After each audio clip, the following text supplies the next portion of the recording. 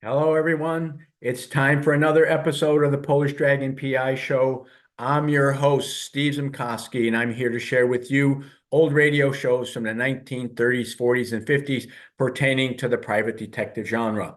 The shows you're going to hear are such shows as The Adventures of Sam Spade, The New Adventures of Sherlock Holmes, Candy Matson, yours truly, Johnny Dollar, and this week we're going to go with Barry Craig, Confidential Investigator, the only show where the star was a real-life private investigator. If you enjoy the shows, please make sure that you click like, subscribe to the channel, share with your family and friends. And if you really enjoy the shows and you have YouTube on your cell phone and you have that USB port in your phone, you could always hook your phone up to your radio and you can listen to the Polish Dragon PI shows on the go. Again, I am your host, Steve Zimkowski. I am a member of the Private Eye Writers of America and the author of the Polish Dragon PI book series. And if you are interested in following the exploits of Tom Sipowicz, aka the Polish Dragon PI, and his partner, Susie Mandrake, you can find these award-winning books at www.polishdragon.com, Amazon Kindle, and Kindle Unlimited. So make sure that you check those books out. Leave a review, good, bad, or indifferent. Let me know what you think of the books. And also, again, let me know what you think of the show. So sit back, relax, because I'm about to take you on a journey back in time to when radio was the only form of home entertainment. So you might want to pause for a little moment to go get your snacks, your drinks, your popcorn, your candies. I prefer Raisinets myself, and then we'll get started with the show. So here we go with Barry Craig, Confidential Investigator in The Big Fix. Craig speaking. There's nothing like a college education. The hallowed halls of Ivy is the perfect cure for moss on the brain. I had my own wits nicely sharpened a case or two ago, matriculating in an institution of higher learning known across the land as Blankhurst U. I'd been summoned to the dean's office. A mild-looking chap with eyeglasses that sat on the middle of his nose. His name was Palmer, Dean Percival Palmer. My decision to employ you is personal. As you may know, we have a rather celebrated basketball team. Enough said. I can fill in the rest. A rated basketball team grown too big for the old college gym. Gone big time. Big arenas, big gates, big dough, big bets. Players are bribed, games are dumped, etc., and so forth. I've considered outlawing basketball at Blankhurst U. Now, what are the facts? There are no facts as such. Only whisperings, grave rumors, a seething undercurrent in the school and in the public press. Well, spell out one specific rumor. Very well. It is hinted that the contest of last week was, fixed. Who played against Blankhurst U last week? Staten College. Staten College was the obviously inferior team. Well, obvious by what measurement? Why, its record for the season. It had won but 2 contests and lost 14. Pretty feeble, all right. While Blankhurst U came into the contest with 16 victories and 3 defeats. Making Blankhurst U the odds-on favorite. But Blankhurst U lost, huh? Yes. Well, how close was the score? 49 to 43. There was a sharp newspaper attack after the contest. A sports columnist named Sophie Slater writes a column called The Lowdown on Sports. He was almost libelous in what he wrote. Well, who is the captain of the team? Chris Ransom. And who is the coach? Sandy Bigelow. Do the rumors touch Coach Bigelow? Very much so. Perfect coach. Rare, if true. It's usually one player that louses up a team. One susceptible sucker that gamblers can get to. However, when's the next game? Tomorrow night, Blankhurst U plays Van Bursen College. Well, who's favored to win? Van Bursen College has yet to win one major contest this season. Meaning if Van Bursen wins tomorrow, there's really something rotten in Blankhurst.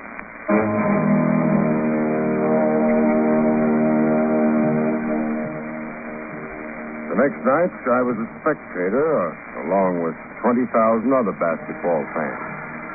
The game was played in the $1 million Bates Coliseum.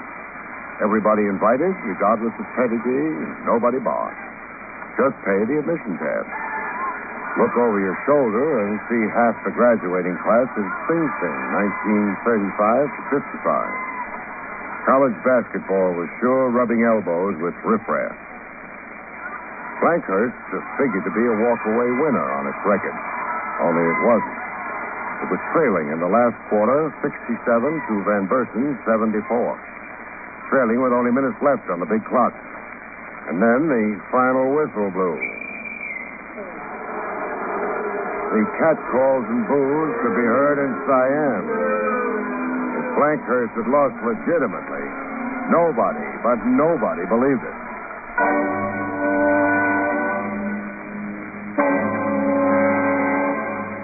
I caught the captain of the team, Chris Ransom, under the showers. A gangling youngster who stood 6 feet 6 high. Red hair and a crew cut. And freckles like somebody had splattered his face with a ripe tomato. Hey, pass me up a towel, huh? Sure. Here you are. Thanks. You're to heckle me, huh? Why do you say that? You're the secret agent Dean Palmer wished on it. Well, I see my fame has preceded me. Or whenever you're ready, Chris, I've got some questions. Well, this going to take long. I've got a date. New chick. I can lose her to 20 other guys. Well, I'll make it brief. Well, I'm holding you to that. Come on, we can sit in the locker room.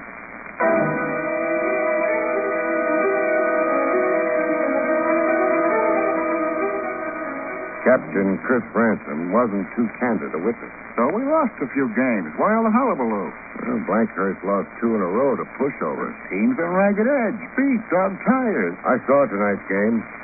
I made some mental reservations about it. You gonna set yourself up as a basketball expert? I know the game, Chris. I was a player as a youngster and a fan ever since. All right, Mastermind, go ahead. What did you find suspicious about tonight's game? For one thing, the money riding on it. How would you know? Faces in the crowd. Tony Kaplan, Big Eastern bookmaker. Vince Barden, a notorious fixer, prize fights and horse racing. Barden's been convicted for both. And then Johnny Minton, One-Eyed Meyer, Richie Silk, Bozo the Bull.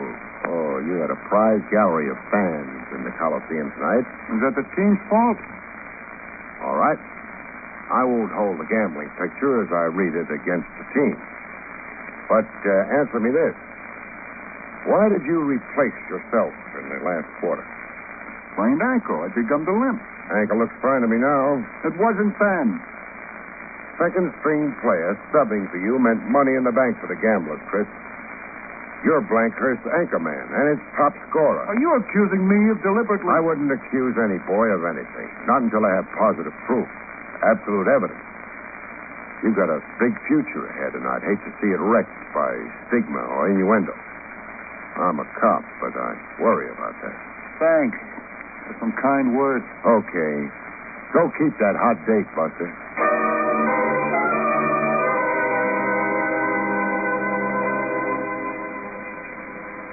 Coach Sandy Bigelow was even less cooperative, let alone friendly, than his team captain. I don't take kindly to private snoops annoying my players. Well, don't complain to me. Dean Palmer exceeded his powers in hiring you. I'm going before the Board of Trustees. Meanwhile, let's talk. I deny every rumor. I've got a bunch of fine kids. Straight as a die. Every mother's son of them. I picked up this morning's paper on the way over. A columnist named Soapy Slater gets off a few remarks. Soapy Slater? Why, the man's an irresponsible muckraker. They low down on sports. Let me read you a few lines. Last night's only Blankhurst Van Bursen winner was a betting combine. Wonder who Coach Bigelow really obliged in surprise benching of star forward Wisnowski. It's tyranny by innuendo. But I'm thick-skinned, Craig. In 20 years of coaching, I've developed a rhinoceros hide. I pay no attention to a columnist. Well, why did you bench Wisnowski? He's a show-off. He's in the race for highest scoring honors in the National Basketball. And all he thought about was swelling his total. Also, he was playing to his girl in the stands. He'd flown in from Dubuque to see her hero in action. You understand my benching him now? Yes, I do. I'm going to ask you some blunt questions, Coach. Fire away. Do you suspect any of your players of dumping? Not the one. So far as you know, has any player or players suddenly taken on a prosperous look like free spending, clothes, girls, convertibles? There's been absolutely nothing like that. Well, do you have any other blunt questions? Yeah, a hard one to ask. You probably take a punch at me. Yeah, I know the question you intend asking. Am I crooked? Am I dumping games by cleverly mishandling my team? Am I getting a payoff somewhere? I've heard it whispered. Oh, why? You hear it whispered wherever basketball is played these days. Because one or two crooked teams have been exposed, the rest of us bear the brunt. We have to pay for our innocence. Then, for the record, you denounce the rumors around about you. You're tempting me to throw that punch.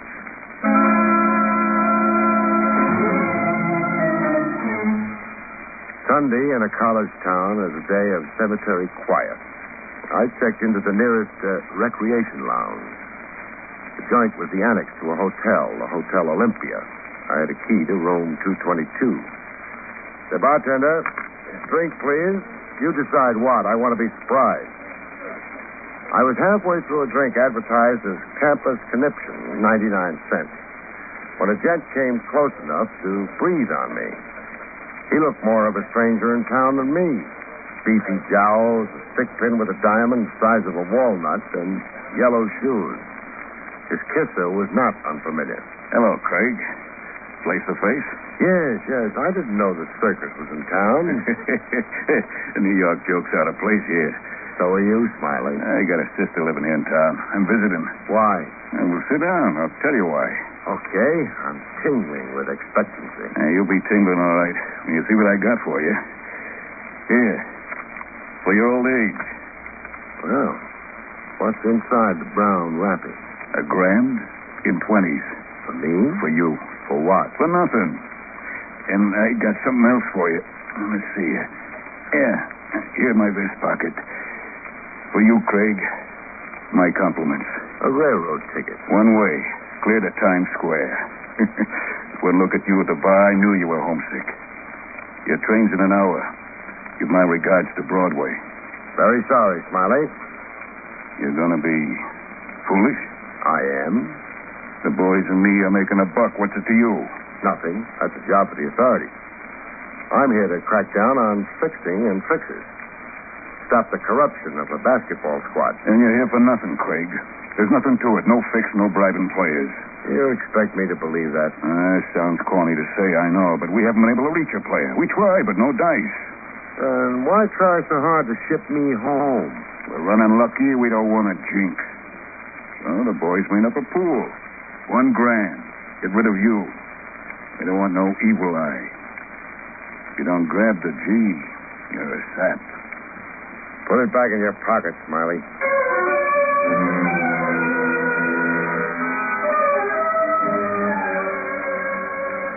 Morning begins early in Hicktown. I've been in bed 7 hours, eyes wide open. Hotel rooms have that effect on me. I mean, flowered wallpaper has. State who you are. This is Soapy Slater of the Herald Gazette. Good morning.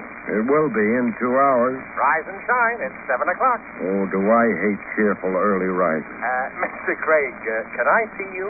Why? Something pertinent to your work on behalf of Dean Palmer. Oh. In an hour, say? Well, since I'm now doomed to stay awake. At your hotel, then, I'll join you at the breakfast table. Good enough.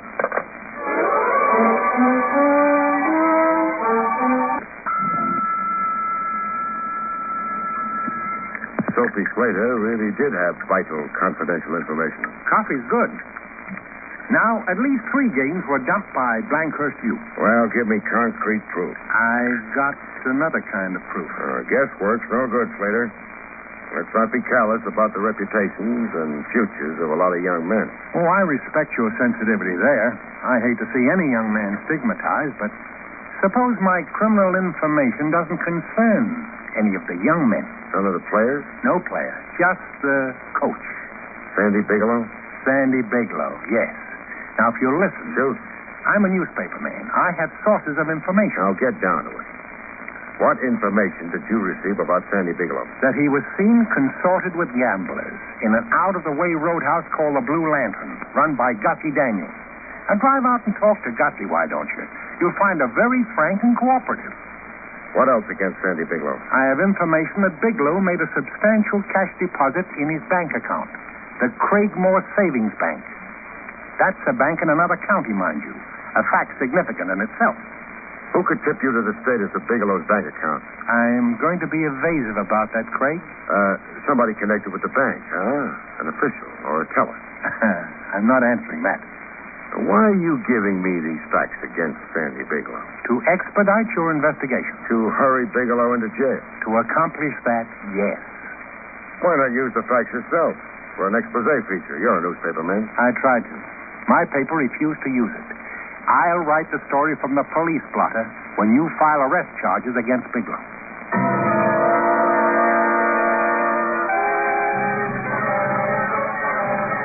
In the Craigmore Savings Bank, 70 miles across the county line, I persuaded the bank manager to give me a detailed memorandum on Bigelow's savings account. Persuading the bank manager meant unraveling a lot of red tape, satisfying bank policy and protocol, but I got what I was after. My next stop was the Blue Lantern. The owner, Gussie Daniels, was the Amazon type who could lick her weight in men, and probably did, from the looks of her patrons. Her answers were frank and cooperative. He was in here, all right, that Bigelow. Over in that corner there, trying not to look conspicuous. Bigelow was in here frequenting with gamblers. Nose to nose, talking to him over beer and pretzels.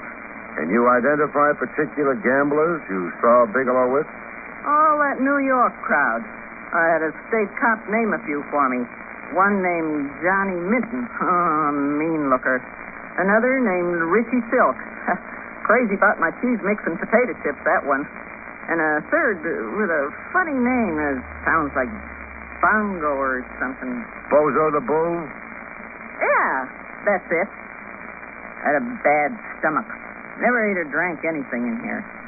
Bozo the Bull served time last year for fixing a Midwest basketball game. Well, he's right here up to his fixing tricks, and Bigelow's in with him.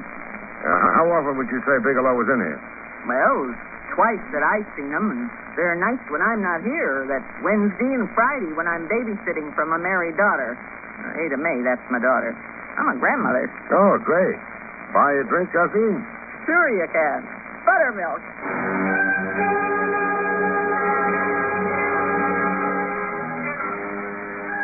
Before making a cause célèbre approach, I had a talk with them.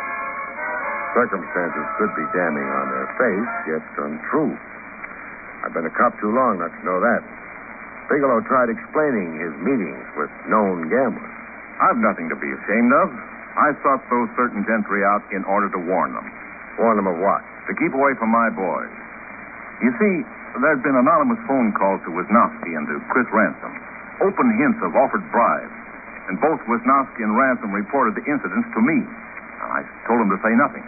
So you met with the gamblers discreetly to tell them all? I threatened them with police action if they ever bothered my boys again. Well, you believe me, Craig? Frankly, I'm not sure I do. Why do you bank 70 miles away in Craigmore? Well, habit. I used to coach Craigmore College back in 1950, 5 years ago. I never canceled or transferred my bank account, that's all. What's your balance there now? My balance? Oh, about $1,200, I'd say. Why? Got your bank book handy? I know. In fact, I don't have it at all. It's been missing for months. Mislaid or lost. I see. Suppose I told you that your balance is more like Wait, I have a bank memorandum on it with me. Here, have a look. You're up to $6,000, Bigelow. Well, that's impossible. That's deposits made periodically since the start of the basketball season. Well, what's your answer? Craig, somebody's out to incriminate me. Smear me. A frame-up. I haven't made a deposit in my Craigmore account in almost a year. Now, you're not really asking me to believe a trick was worked on you where, say, your bank book was stolen so that sneak deposits could be made, swelling your savings account. Well, if that slip you showed me is actually so, yes. I am asking you to believe exactly that.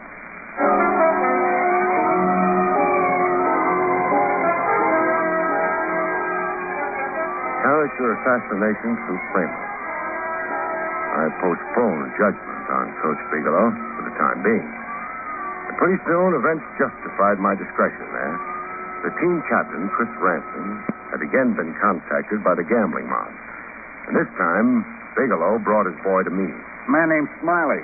He spoke to me in Leary's drugstore. How much did he offer you? $5,000 to be divided between myself and one other player I could recruit.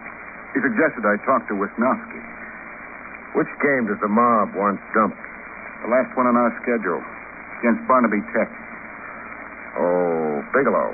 Yes, Craig? How does Blankhurst U compare with Barnaby Tech? Well, we've beaten them 3 years running by margins of 20 points or more. Meaning Blankhurst U should enter the game and odds-on favorite. Well, I should say so, yes. The mob wants to bet Barnaby Tech heavy and make a final killing. Okay. We'll accept the bribe. Except? Now, you wait a minute, Mr. Craig. To teach the mob a bitter lesson, where it hurts most in the pocketbook. You will accept the bribe, Ransom. Promise to dump the game along with Wisnowski, and then play your fool heads off. Trim Barnaby Tech from here to Timbuktu.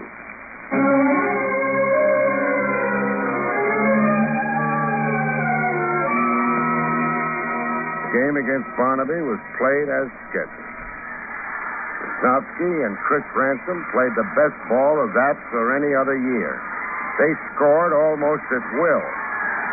At the final whistle, the score was 76-38, favoring Blankhurst. I've never seen a more shattered bunch than that gambling clique. They looked as if the specter of the breadline haunted them. The Blankhurst team got a rising ovation.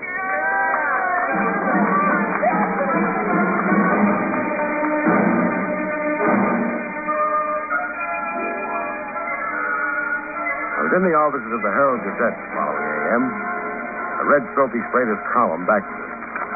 Question. Was there reverse dumping in last night's Blankhurst-Barnaby game? Why the sudden life to Wisnowski and Ransom? Was it that certain elements required a better than 20-point spread in order to cash in? I'm only asking. Well, Slater. Well, what? Why the awful lie? Is it a lie? Malicious, deliberate, cowardly. I happen to know this time. Wisnowski and Ransom deliberately cheated cheaters last night. They took bribe money on my say-so, agreed to dump so far as the gamblers were concerned, but instead played to win. Why are you so passionate anxious to smear? I've got nothing to say. Then answer this. Why have you been plotting to destroy Coach Bigelow? Destroy him by frame-up. Bigelow rates everything I can dish out to him. That man isn't human. Then there's a personal motive against Bigelow. What, Slater? Go on, talk. Bigelow is a paragon of virtue. Thinks of himself as a god. He sees life as a blackboard maxim. You're either very good or very bad. No shadings in between. If you're very good, he loves and adores you. If you're bad or weak or just a fool, Bigelow will crucify you. No mercy, no quarter, no human understanding. Who was it so close to you that Bigelow crucified? My son, Bob. Bob played for Crabmore College once, 8 years ago, when Bigelow coached there. Bob made a slip. Your son took a bribe. Yeah. But he didn't go through with his bargain. My son did not dump, but Bigelow never took that into consideration. The fact that my son wrestled with his conscience and won, Bigelow didn't care to hear. He drummed my son out of college basketball. Your son was Bob Slater. Bob Quonset. We changed our name to Slater. There's a meeting today in Dean Palmer's office. Team, Bigelow, the college trustees, me. You be there too, Slater. We'll get all the truth there, out in the open. There's a kind of catharsis for everybody. When we're done, we'll let the police study the minutes of our meeting. decide what action they want to take. You come, huh, Slater? Get it off your chest.